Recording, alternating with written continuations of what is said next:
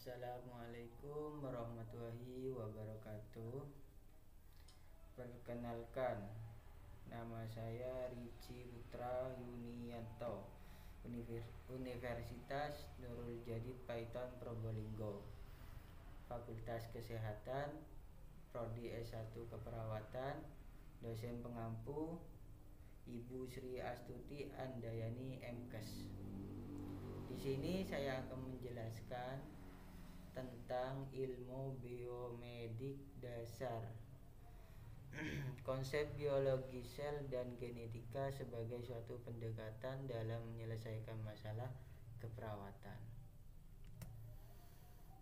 Latar belakang pembuatan makalah didasarkan pada berbagai macam pendapat para ahli, diantaranya Max Schulze, Robert Hooke, Hans Stein, Felix Turgidin, Johannes Purkinje, Matthias Seiden. Makalah ini berisi tentang struktur fungsi sel dan struktur fungsi jaringan. Makalah ini dibuat supaya penulis lebih memahami tentang struktur fungsi sel dan struktur fungsi jaringan. Maka dari itu penulis berharap penulis dan pembaca dapat membedakan berbagai macam teori yang akan kami bahas, diantaranya teori-teori struktur fungsi sel dari para ahli dan buku biologi. Tujuan masalah menjelaskan pengertian sel, struktur dan fungsi organel sel, menjelaskan teori tentang sel, menjelaskan pengertian jaringan, menjelaskan struktur fungsi jaringan. Pengertian sel. Biologi sel adalah ilmu yang mempelajari sel, baik pengertiannya maupun organela yang ada di dalam sel serta fungsinya. Tubuh organisme hidup bersusun oleh sel.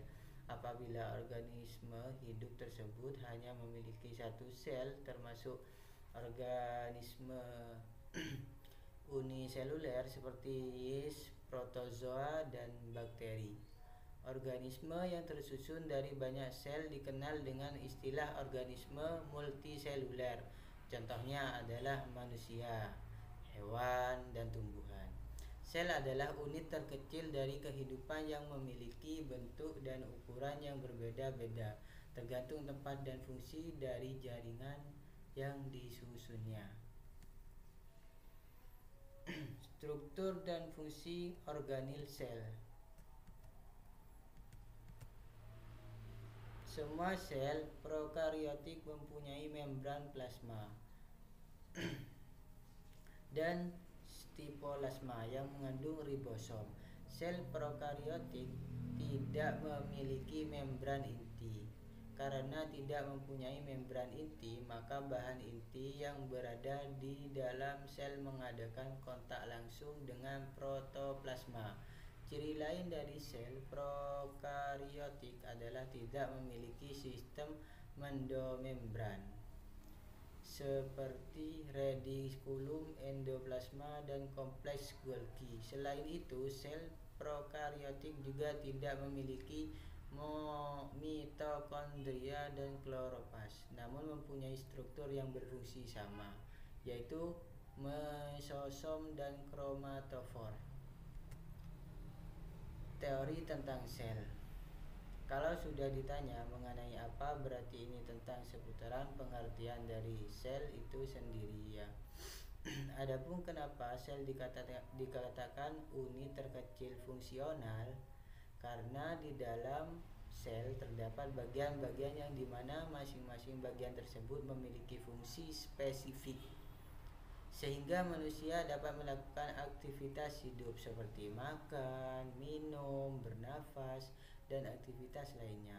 Hal tersebut dapat terjadi karena adanya kerjasama yang baik antar jaringan, organ, sistem organ yang diawali oleh sel. Coba bayangkan jika salah satunya ada kerusakan atau tidak dapat bekerja sama dengan baik, mungkin saat ini kita tidak bisa menghirup udara segar, bahkan untuk melakukan aktivitas makan dan minum pun sulit. Maka dari itu, kita sebagai manusia sudah sepatutnya untuk bersyukur. Caranya dengan mencintai diri sendiri dan mencintai hidup kita. Pengertian jaringan. Jaringan merupakan kumpulan sel yang mempunyai suatu bentuk dan struktur yang sama dengan fungsi yang berbeda. Misal, sel-sel hati akan membentuk jaringan hati, sel-sel jantung membentuk jaringan jantung, atau sel-sel kulit membentuk jaringan kulit. Pada umumnya jaringan hewan dan manusia. Struktur fungsi jaringan. Tubuh manusia terdiri dari 4 jenis jaringan yang berbeda. Keempatnya adalah jaringan otot, jaringan ikat, jaringan epitel, dan jaringan saraf pada tubuh. Berikut masing-masing penjelasannya. Jaringan otot. Otot adalah jaringan lunak pada tubuh yang membantu mengendalikan pergerakan tubuh. Jaringan otot terdiri dari sel-sel panjang dan berserat yang dapat berkontraksi dan membesar, sehingga dapat membuat desakan pada otot untuk bergerak. Jaringan epitel. Jaringan epitel dapat ditemukan pada tubuh serta lapisan beberapa rongga dan organ internal. Sel-sel epitel ditunjuk untuk fungsi tubuh tertentu, termasuk sekresi, penyerapan, seleksi, proteksi, transport transseluler, dan perasa. Jaringan ikat. Seperti namanya, jaringan ikat berperan dalam memberikan dukungan atau support dan menahan bagian-bagian tubuh agar dapat terikat bersama. Jaringan ini mengisi ruang kosong di antara organ. Beberapa jaringan ikat di antaranya adalah adiposa atau lemak, serat kolagen yang menyusun tendon dan ligamen, serta kartilago dan tulang, meliputi jaringan dan sumsum tulang. Jaringan saraf. Jaringan saraf manusia ditemukan di dalam sistem saraf dan berbuat dari sel-sel khusus yang unik, seperti sirkuit listrik. Sistem saraf menghantarkan sinyal dari saraf ke saraf, tulang belakang, dan otak. Sel-sel yang dikenal dengan neuron mengkonduksi impuls ini, sehingga Anda dapat menggunakan seluruh indera seperti perabahan, pengecapan, dan penghidung atau pencium.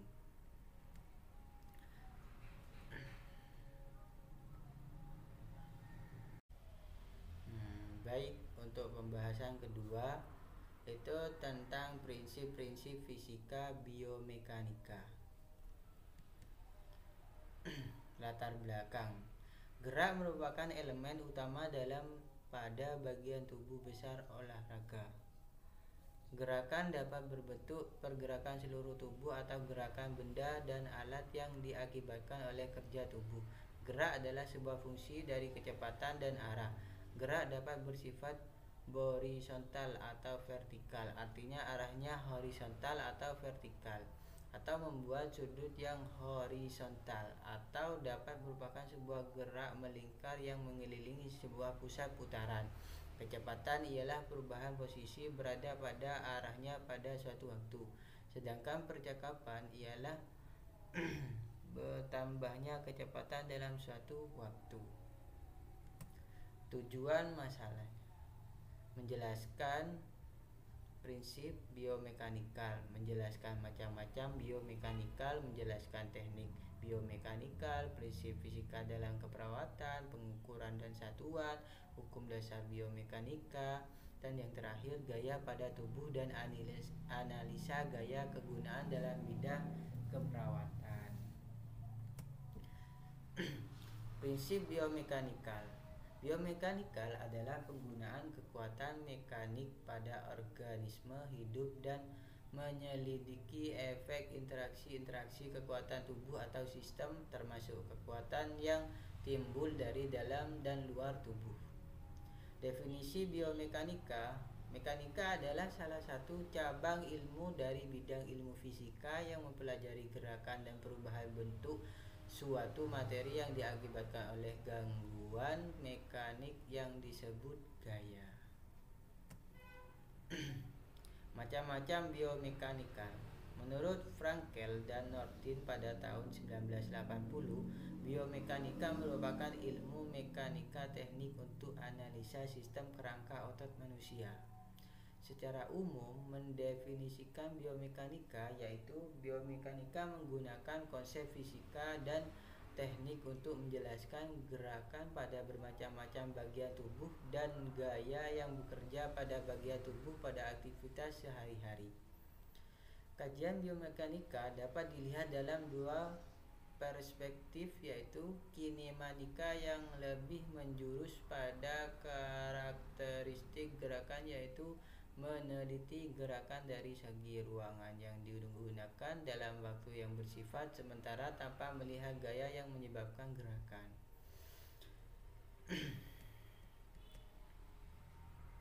Menurut Agus Wibosono, biomekanika diklasifikasikan menjadi dua, yaitu generasi biomekanikal, occupational biomekanik. Teknik biomekanikal.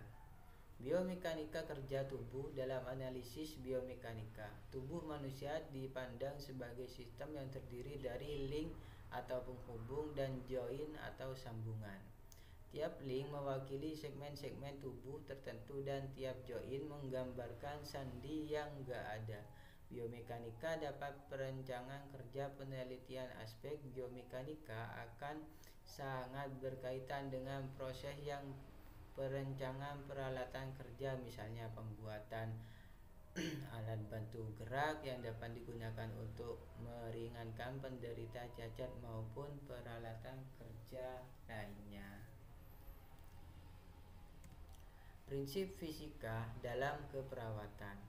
Alat-alat medis kebanyakan menggunakan prinsip fisika, dan yang paling banyak digunakan adalah konsep gelombang di antara, yaitu USG, Röntgen, alat pengukur tekanan darah, suntikan tanpa jarum, aplikasi teknik nuklir. Dan untuk pengukuran dan satuan terdiri dari mistar penggaris, jangka sorong, mikromesekrupter, dan sistem satuan dalam cabang ilmu fisika yang dikenal sebagai ilmu mekanika. Kuantitas dasar adalah panjang, massa, dan waktu, sedangkan satuan dasar adalah meter, kilogram, dan detik. Hukum dasar biomekanika. Dasar prinsip-prinsip kerja biomekanika adalah hukum Newton yang terdiri dari hukum 1 Newton, hukum 2 Newton, hukum 3 Newton, gaya pada tubuh dan analisa gaya kegunaan dalam bidang kesehatan. Ada gravitasi dan pusat massa, statis dan dinamis, gaya gesek, kecepatan dan kesehatan, aplikasi di dunia kesehatan. Terima kasih.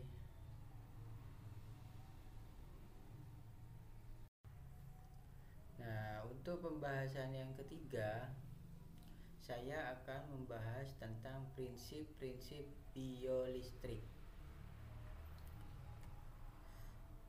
Latar belakang, kelistrikan memegang peranan penting dalam bidang kedokteran. Ada dua aspek kelistrikan dan magnetis dalam bidang-bidang kedokteran, yaitu listrik dan magnet yang timbul dalam tubuh manusia, serta penggunaan listrik dan magnet pada permukaan tubuh manusia pada tahun 1856. Dan itu menunjukkan kelistrikan pada otot katak yang telah mati. Mulai mempelajari kelistrikan pada hewan kemudian pada tahun 1786. Luigi Galvani melaporkan hasil eksperimennya bahwa kedua kaki katak terangkat ketika diberikan aliran listrik lewat suatu konduktor.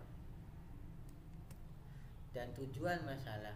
konsep biolistrik dan ion, muatan listrik, potensial arus dan hambatan listrik, potensial listrik pada berbagai keadaan sel, transduksi sinyal, potensi membran istirahat, penghantaran impuls di dalam tubuh dan transmisi sinaps, potensial dan plate, pembentukan excitatory post, synaptic potensial dan inhibitory post, synaptic apotensial.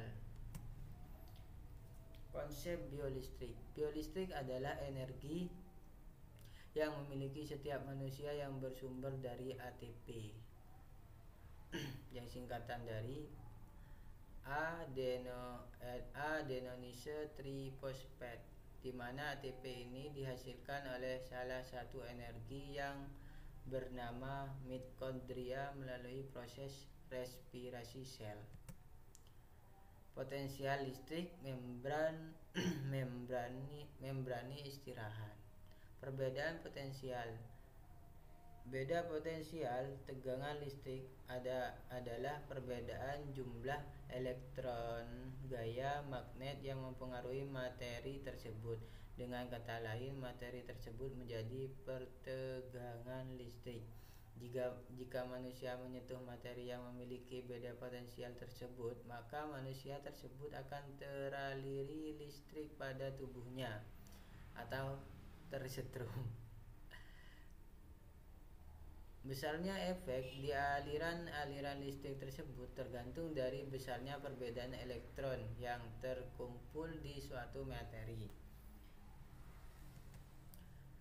Penghantaran impuls transmisi sinaps. Dalam mekanisme penghantaran impuls ini ada dua istilah lagi yang perlu kamu ketahui, yaitu prasinapsis dan postsinapsis. Sebelumnya, sedangkan postsinapsis adalah dendrit dari neuron berikutnya. Logikanya begini, impuls yang diterima dendrit diteruskan melalui badan sel dan diteruskan lagi ke bagian akson. Akson akan menghantarkan impuls ke neuron berikutnya. Penggunaan listrik untuk tubuh. Kelistrikan. Suatu sel dibatasi hubungannya dengan lingkungan ekstrasel oleh sebuah membrani sel. Membrani sel ini banyak mengadukan jaringan lipid yang bersifat sebagai isolator listrik. Pengertian listrik. Pengertian kelistrikan tubuh. Kelistrikan merupakan suatu yang biasa digunakan dalam kehidupan sehari-hari. Biasanya kita tidak terlalu banyak memikirkan hal tersebut. Walaupun pemakaian praktis dari kelistrikan telah dikembangkan khususnya pada abad ke-20, penelitian di bidang kelistrikan mempunyai sejarah yang panjang. Pengamatan terhadap gaya listrik dapat ditelusuri sampai pada zaman Yunani kuno. Orang-orang Yunani telah mengamati bahwa setelah batu amper digosok, batu tersebut akan menarik benda kecil seperti jerami atau bulu. Kata listrik berasal dari bahasa Yunani untuk amper, yaitu elektron. Fungsi dan peranan kelistrikan tubuh. Elektrolit adalah partikel yang menjelma menjadi ion bermuatan negatif dan positif. Saat lalu dalam tubuh manusia, elektrolit terkandung dalam darah, keringat, dan urin. Kita tuh bisa memperoleh elektrolit dan makanan-makanan tertentu. Sumber listrik dalam tubuh. Listrik di dalam tubuh berasal dari 3 elemen utama, yakni elektron dan neutron. Proton mengandung muatan positif, neutron mengandung muatan negatif, dan neutron muatannya netral. Dalam kondisi ideal, atom mengandung muatan positif dan negatif dalam jumlah seimbang saat atom dalam kulit kelebihan elektron, maka tubuh akan banyak menghantarkan muatan negatif. Organ-organ pengendali kelistrikan tubuh. Listrik yang dihasilkan dalam tubuh berfungsi untuk mengontrol dan mengoperasikan saraf, otot, dan organ. Semua fungsi tubuh melibatkan listrik dalam beberapa cara, di antaranya yaitu kekuatan otot yang disebabkan oleh daya tarik dan tolakan dari muatan listrik. Aktivitas otak pada dasarnya juga bersifat elektrik. Mekanisme pengendalian kelistrikan tubuh. Listrik di dalam tubuh manusia. Listrik merupakan salah satu materi fisika yang banyak dimanfaatkan dapat di dalam kehidupan keseharian. Energinya digunakan dalam banyak bidang, baik dalam skala kecil misalnya materi, maupun dalam skala besar misalnya sumber penerangan jalan.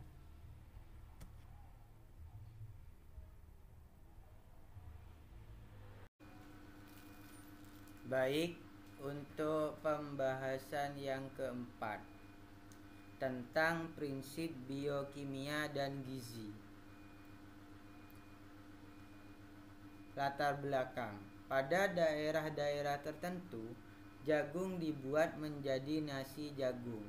Dengan cara praktis, Anda dapat mencoba memakannya dengan cara direbus atau dibakar.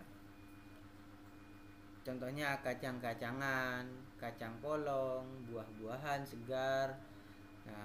Karbohidrat banyak ditemukan pada serealia (beras, gandum, jagung, kentang, dan sebagiannya), serta pada biji-bijian yang tersebar luas di alam.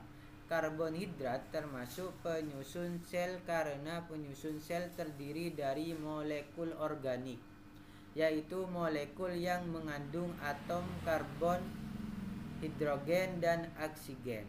Secara biologis, karbohidrat memiliki fungsi sebagai bahan baku sumber energi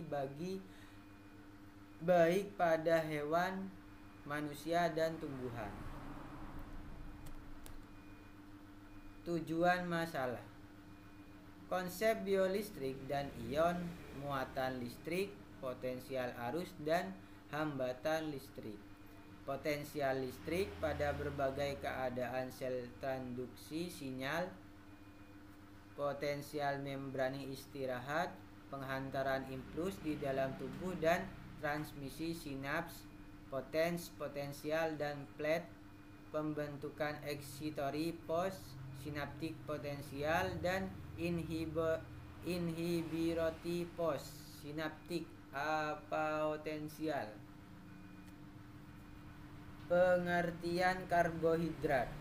Secara alamiah, karbohidrat merupakan hasil sintesis CO2 dan H2O dengan bantuan sinar matahari dan zat hijau daun melalui fotosintesis. Zat makanan ini merupakan sumber energi bagi organisme heterotrof. Karbohidrat merupakan unsur senyawa organik yang disintesis dari senyawa anorganik yang mengandung unsur-unsur karbon, hidrogen, dan oksigen. Terdiri dari 80% total konsumsi manusia. Karbohidrat yang paling umum dikenal manusia adalah pati. Jenis karbohidrat yang paling sederhana adalah dari jenis monosakarida, yaitu glukosa, fruktosa, galaktosa, manoksa, dan sorbosa, dan sebagiannya. Rangkaian monosakarida akan membentuk sakarida lain yang lebih besar, yaitu polisakarida, oligosakarida, dan disakarida. Karbohidrat dan contohnya. Monosakarida berasal dari bahasa Yunani mono, satu, Secar gula adalah senyawa karbohidrat dalam bentuk gula yang paling sederhana. Beberapa monosakarida mempunyai rasa manis. Sifatnya umum dari monosakarida adalah larut air, tidak berwarna dan berbentuk padat kristal. Monosakarida merupakan karbohidrat yang paling sederhana. Monosakarida yang paling penting yaitu glukosa, fruktosa, galaktosa, dan pentosa. Pencernaan karbohidrat. Pencernaan karbohidrat dimulai semenjak berada di mulut. Yang dihasilkan bersama dengan liur akan memecah polisakarida menjadi disakarida. Enzim ini bekerja di mulut sampai fundus dan korpus lambung selama 1 jam sebelum makanan dicampur dengan sekret lambung. Enzim amalase juga dihasilkan oleh sel eksokrin pankreas, di mana ia akan dikirim dan bekerja di lumen usus halus sekitar 15 sampai 30 menit setelah makanan masuk ke usus halus. Amalase bekerja dengan cara mengkatalisis ikatan glikosida dan menghasilkan maltosa dan beberapa oligosakarida. Setelah polisakarida dipecah oleh amalase menjadi disakarida, maka selanjutnya ia kembali dihidrolisis oleh enzim-enzim di usus halus. Berbagai disakarida yang dihasilkan oleh sel-sel epitel usus halus akan memecah disakarida di brush border usus halus. Hasil pemecahan berupa gula yang dapat diserap yaitu monosakarida.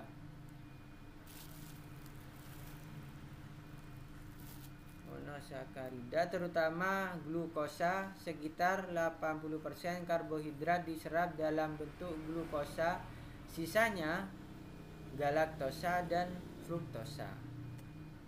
Fungsi karbohidrat. Karbohidrat memiliki beberapa fungsi, yaitu sumber energi tubuh, melancarkan sistem pencernaan, dan mengoptimalkan fungsi protein. Tahap metabolisme karbohidrat. Jalur-jalur metabolisme karbohidrat dijelaskan sebagai berikut. Glukosa sebagai bahan bakar utama metabolisme akan mengalami glikolisis (dipecah menjadi 2 pirufat jika tersedia oksigen. Dalam tahap ini dihasilkan energi berupa ATP. Selanjutnya masing-masing pirufat dioksida menjadi asetil CoA. Dalam tahap ini dihasilkan energi berupa ATP.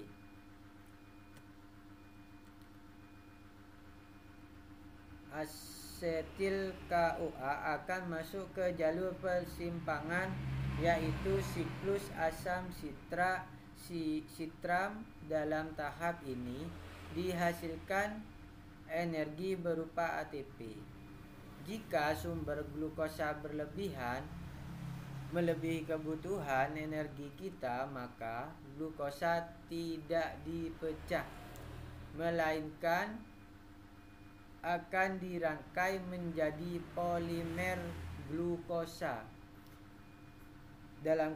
yang disebut glikogen. Glikogen ini disampaikan di hati dan otot sebagai cadangan energi jangka pendek. Jika kapasitas penyimpanan glikogen sudah penuh, maka karbohidrat harus dikonversi menjadi jaringan lipid sebagai cadangan energi jangka panjang. Mungkin hanya itu yang saya bisa sampaikan. Mohon maaf apabila ada kesalahan atau pembicaraan atau terkata yang salah. Mohon maaf. Saya akhiri. Wabillahi taufiq wal hidayah. Assalamualaikum warahmatullahi wabarakatuh.